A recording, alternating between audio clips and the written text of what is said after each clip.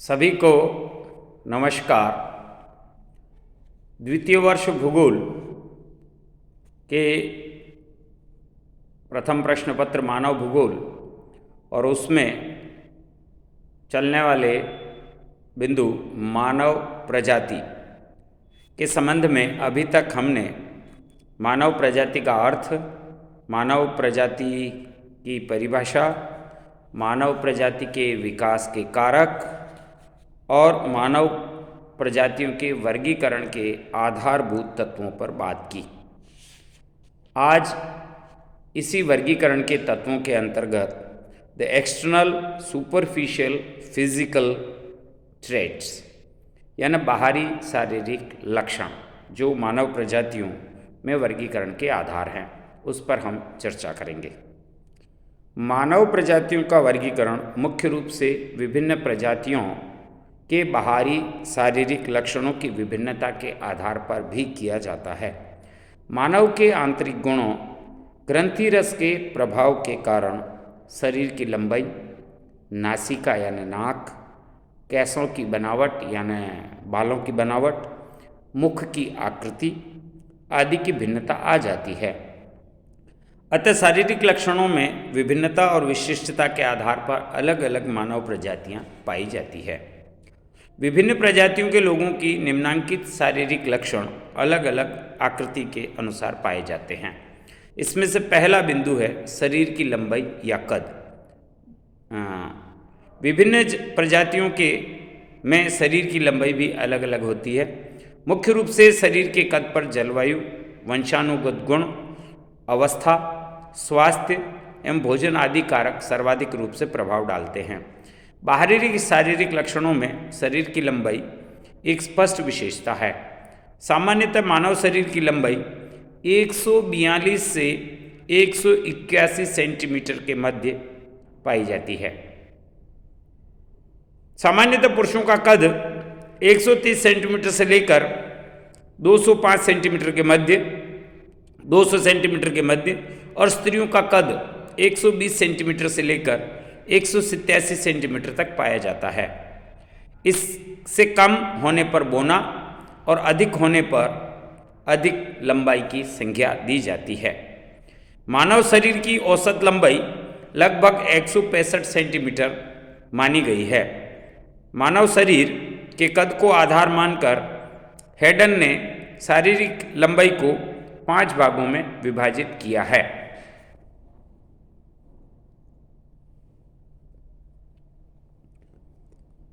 उसमें से पहला है नाटा कद। 48 सेंटीमीटर से 158 सेंटीमीटर की ऊंचाई वाले लोग, अफ्रीका के पिग्मी, चीन, जापान, पेरू और कुछ दक्षिणी भारत। मझला कद 159 सेंटीमीटर से 168 सेंटीमीटर, मलेशिया, पूर्वी सुमात्रा और न्यू गिनी। लंबा कद 169 सेंटीमीटर से 172 सेंटीमीटर, भूमध्य सागरीय क्षेत्र और ऑस्ट्रेलिया। बहुत लंबा कद 173 सेंटीमीटर से ऊपर, एल्पाइन क्षेत्र, इंग्लैंड, ऑस्ट्रेलिया, रूस और स्कॉटलैंड। ये मानव शरीर के कद की आधार मानते हुए वर्गीकरण। फिर है सिर का आकार, कैपेलिथिक साइज।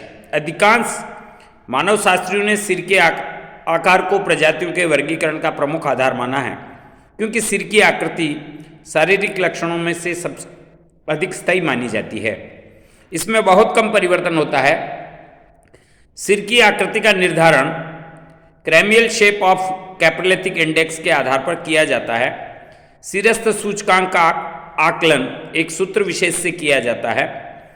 सिरस्थ सूचकांक बराबर सिर की लंबाई, सिर की चौड़ाई बटेवा सिर की लंबाई इंटू 100। तो इस आधार पर क्रोबर नामक मानव शास्त्री ने सिर को 3 भागों में विभाजित किया है।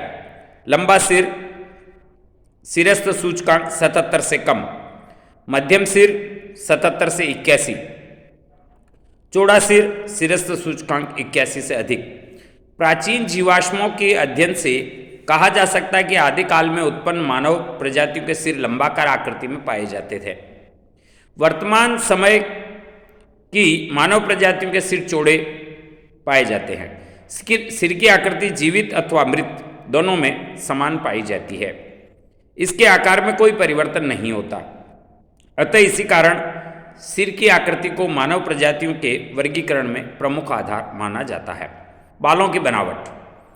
मानव शरीर के बालों की बनावट पर आयु, लिंग, जलवायु, भोजन आदि कारकों का नगण्य प्रभाव माना जाता है, पर वंशानुक्रम यानी जीन के द्वारा इनकी बनावट का निर्धारण होता है। अतः बालों की बनावट को भी प्रजातियों के वर्गीकरण का प्रमुख आधार माना गया है। बालों की बनावट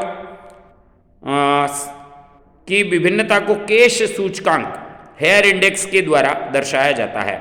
उदाहरण के लिए निग्रो प्रजाति के बालों का सूचकांक 40 एवं मंगोल प्रजाति के सबसे अधिक 80 पाया जाता है। बालों की बनावट के सूचकांक आकार, बालों का रंग, बालों की लंबाई आदि पर विभाजित होता है। बालों की बनावट के आधार पर निम्न विभाजन किए जाते हैं। पहला, सीधे, लंबे एवं खड़े बाल। ये बाल अधिक लंबे, मोटे एवं भद्दे होते हैं। मंगोलाइड प्रजाति में इसी प्रकार के बाल पाए जाते हैं। चिकने बाल, द स्मूथ हेयर। चिकने बाल तरंगमय प्रवृत्ति से युक्त, पतले, कोमल और मुड़े हुए होते हैं। लहरदार बाल, वेव्ड हेयर। ये बाल पतले, मुलायम और लहरदार होते हैं। इनकी आकृति तरंगों के समान होती है। फिर छल्लेदार, ये बाल उलझे हुए और भेड़ के बालों के समान घने और छल्लों की आकृति में होती है। निग्रेटो प्रजाति के लोगों के बाल इस तरह से होते हैं। फिर कर्ली हेयर, घुंघराले बाल। एशिया और यूरोप महाद्वीप में रहने वाले अधिक प्रजातियों के बाल ढीले और वक्राकार रूप से घुंघराले आकृति में पाए जाते हैं। बालों की आकृति आदिम काल से वर्तमान काल तक परिवर्तित होती रही है। प्रारंभिक मनुष्य के बाल छल्लेदार थे, जो आगे उत्पन्न होने वाली प्रजातियों में परिवर्तित होकर लहरदार और सीधे होते चले गए। नासिका की आकृति, नाक की शेप। विश्व की विभिन्न मानव प्रजातियों की नाक की आकृति भिन्न होती है। नाक चौड़ी, पिचकी हुई हो सकती है। नाक का ऊपरी भाग, the upper part of the nose, मध्यम भाग और निम्न आकृति भी हो सकता है। नाक की आकृति का निर्धारण भी नासिका सूचकांक यानी नाक की चौड़ाई बटेवा नाक की लंबाई इंटू 100 के आधार पर किया जाता है। इसमें जो सूचकांक है 55 से कम आएगा तो वह बहुत पतली नाक कहलाती है। 55 से 70 आएगा तो उसे पतली नाक कहेंगे। नासिका। फिर 70 से 85 आएगा मध्यम नासिका। 85 से 100 चौड़ी नासिका और 100 से अधिक होने पर बहुत चौड़ी नासिका। प्रजाति विशेष में चौड़ी नासिका मंगोलाइड की, मध्यम चौड़ी नासिका नॉर्डिक की और पतली नासिका पाई जाती है। बनावट के आधार पर नासिका का वर्गीकरण गहरी नाक यानी छोटी, बीच में गहरी और उठी हुई होती है। सीधी नाक, नाक की ऊपरी ठुड्डी सामान्यतः सीधी रहती है। नतोदर नाक यानी अर्धचंद्राकार आकृति में पाई जाती है। फिर उभरी हुई नाक, नाक का अग्रभाग कुछ ऊपर उठा हुआ होता है। घुमावदार नाक, नाक का अगला भाग मामूली सी तोते के जैसे मुड़ी हुई होती है। फिर है कपालधारिता। कपालधारिता का आकलन केवल मृत व्यक्तियों की खोपड़ी या कपाल में जल या सरसों आदि भरकर किया जाता है। प्रजातियों के वर्गीकरण में इसका बहुत कम महत्व है। नाटे कद वाली प्रजातियों की कपालधारिता अलग अलग है। 130 घन सेंटीमीटर है, निग्रेटो, निग्रो और ऑस्ट्रेलाइड है। फिर उसके बाद कॉकेशियन और नॉर्डिक की कपालधारिता 1450 घन सेंटीमीटर होती है। त्वचा का रंग। विश्व की विभिन्न प्रजातियों में जलवायु और शारीरिक परिवर्तन से अलग अलग प्रकार की त्वचा के रंग पाए जाते हैं। श्वेत रंग वाली प्रजाति त्वचा के 3 आधार है। दूसरा पीले रंग वाली और तीसरा है श्याम रंग वाली। क्रॉबर ने मानव प्रजातियों के वर्गीकरण में इस रंग को प्रमुख आधार दिया है। मुखाकृति, शेप ऑफ द फेस, ये जो टोटल चेहरा है। सामान्यतः विभिन्न प्रजातियों के मुख की आकृति सिर की आकृति से संबंधित होती है। यदि सिर की आकृति लंबाकार होगी तो मुख भी लंबा होगा। यदि सिर की आकृति गोल है तो वह गोल और चौड़ी पाई जाएगी। मुख की आकृति सामान्यतः मुख की चौड़ाई, लंबाई और गाल की हड्डियों की आकृति और जबड़ों की आकृति पर निर्धारित होती है। आँखों का रंग और बनावट। आँखों का रंग तो सामान्यतः सभी प्रजातियों में काला पाया जाता है, लेकिन आँख की पुतली का रंग जो अंदर का है, आँख की पुतली का रंग अलग अलग होता है। आँखों की बनावट की दृष्टि से आँखें तिरछी बादाम की तरह हो सकती है। आँखों के खुलने की आकृति तिरछी हो सकती है।